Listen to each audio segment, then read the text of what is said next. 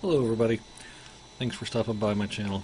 So a couple months ago I picked up one of the Ender 3 Pro 3D printers, and I was reading that some of the power connectors are crimped instead of soldered on.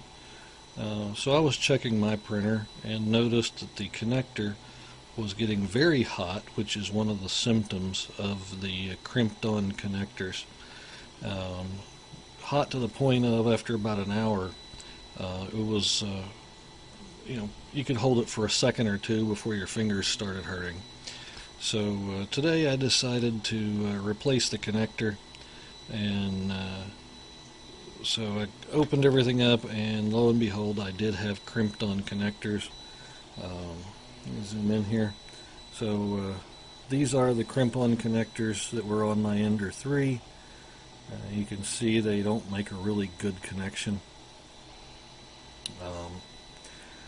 And then let's see the other side here. They go together with what I thought was, made pretty decent contact, but evidently I was wrong. And they were getting, it was heating up pretty good. So I replaced that one with these. I got these off of Amazon. They're made by a company called AMass. Much nicer connector overall. Seems to be better built. Definitely is a solder only connector. I have no complaints with how these connectors went on. They just overall seemed much better, and the amount of force that it takes to join two of these, you can tell that the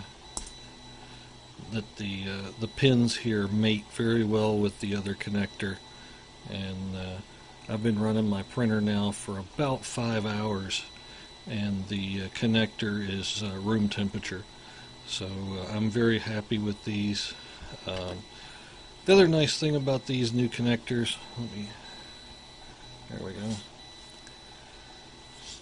The other nice thing about these new connectors are these little caps. Slide these on the wires before you solder them onto the connector, and then it's got a little divider in there to keep the positive and negative from touching. And then it's a nice,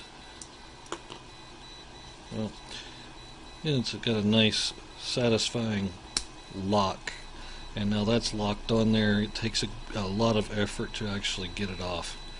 So if you have an Ender 3 or even one of the other Creality printers, you may want to check it.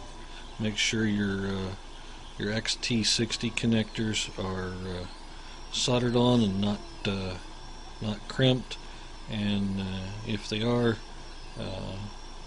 just out of safety, it may be a good idea to replace them.